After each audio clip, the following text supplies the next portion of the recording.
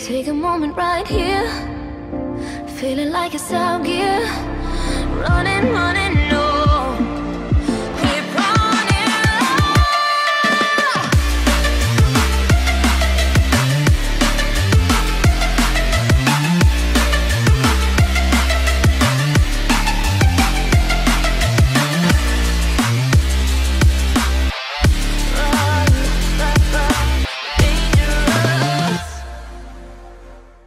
I can say one thing about this chapter. It is pretty good. It was fast-paced. I do like the interaction between Luffy, Zoro, Kaku, and Lucci, because the same fact that this is a reunion. Now, we've seen these attacks on Seraphim and how their defense are. They are strong-willed and strong-bodied Seraphim. They're the most advanced technology from the SSG thus far for a reason, because they're withstanding blows from Gear 4th in Zoro, right? So in my mind, I'm like, bro, these things are built tough. I see why Lilith and everybody else of the satellites, you know, hype them up to a point where they're overpowered. For a reason, though, Dr. Vegapunk did a very good job with them. Even though that we see the Mihawk Seraphim kind of fear of what's coming next between Zoro and Kaku. He kind of feared that he could not stop it. I seen the fear in the Seraphim eyes, right? And that gets me wondering for one thing. If the Seraphim can fear somebody, can they acknowledge the foe in front of them is too overpowerful for them to compete with? What I'm saying by this, if one Seraphim see how powerful a Shanks is, will they lower their guard to the point when they have to escape, right? If they're so fear of what's coming next, like a blow from Zoro, if they come forth with a person like Shanks and see how powerful he is, or to see how strong his hockey is, if they can detect that, right? If they see that, will they lower their guard and run? Because they know, I can say one thing about it. During these chapters, these few chapters, we see that Seraphim do fear, right? They also can analyze the battle data that brings forth to them. And the meaning to that is like they can understand the battle, how's it going, and what they should do next. And also, speaking on the Seraphim, I can say one thing what Dr. Vegapunk did. I feel like Dr. Vegapunk took the blood of every single individual with an overpowerful devil fruit, right? And the individual that has a devil fruit took their blood from Impel Down to implement it inside these Seraphim to their advantage, right? So the moves that they can utilize of their own free will, like Mihawk, right? The Mihawk Seraphim have the dice fruit implanted inside him. So that's an advantage for the Mihawk Seraphim. And just like the Jinbei Seraphim has the swim fruit implanted inside him for an advantage on the Seraphim Jinbei's end. So Dr. Vegapunk came up with devil fruits that will complement the Seraphim in the best way they know how to fight. But as I was reading this chapter, I feel like if the Seraphim can think for themselves, I think they know how to sense fear and know when to back down. Maybe they have this pride factor inside them that can awaken the devil fruits that was implanted inside of them. Mind you, if they could think for themselves, I'm pretty sure they can maximize the effort of one's devil fruit, right? To maximize the effort of victory inside a battle. That's only my opinion, but at the same time, it makes perfect sense. If these Seraphim can think for themselves, if they know they can give access to wins, and they got option number 1, 2 to come out with the win against a powerful foe like a Yonko or a commander level, I don't think they can compete with a Yonko, but a commander level, definitely the lower rank commander level, I'm pretty sure they're going to probably maximize the effort of trying to awaken a devil fruit that was implanted inside them. That's just food for thought. But let's move on to the holding cell inside the laboratory. So what Lucci actually said about some government agents coming through and being missing was actually true, and Dr. Vegapunk did not know anything about it. So you can't really blame Dr. Vegapunk because it's going right under his nose. This only means that maybe one of the satellites is betraying Dr. Vegapunk, because maybe the satellites and one of the satellites who came in confrontation with these Marines who've been missing, the CP-5-7 agents, that's who actually captured them, because that's who been actually feeding them actually up until now, right? So it had to be one of the satellites confronting them, right? So that makes it obvious to us to know exactly what's going on and who is the person that's betraying Dr. Vegapunk. And also another thing, Dr. Vegapunk hinted that the government should not know about us researching the Poneglyphs. So it has to be somebody right up under Dr. Vegapunk, right? It has to be one of the satellites also right under Dr. Vegapunk. And I want to know which one it is, which program went wrong, or it could be this also. Maybe one of the satellites feel like they're the real Dr. Vegapunk, and they want to overthrow Dr. Vegapunk, right? In their research, because they know Dr. Vegapunk is going against the Marines. But the satellite, who has a mind of his own, want to stay on the Marine side and be just like a war dog for the Marines, you know.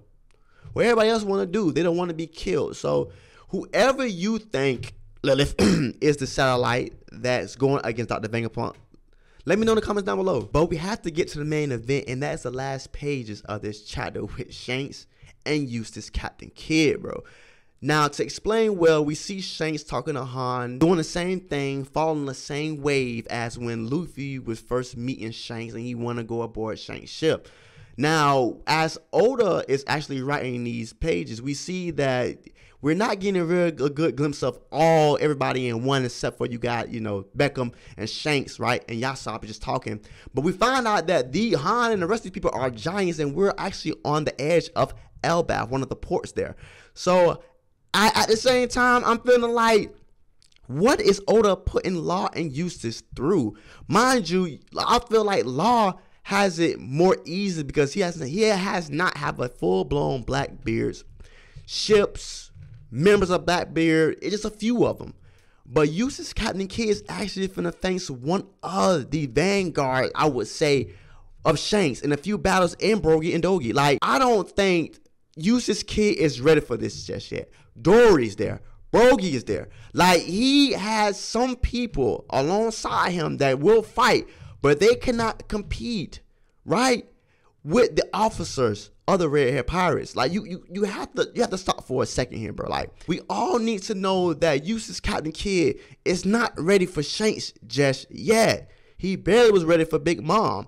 And these two, Big Mom and Kaido, did not want to stand a chance right now. Did not want to fight, I would say, a Shanks, right? The chief.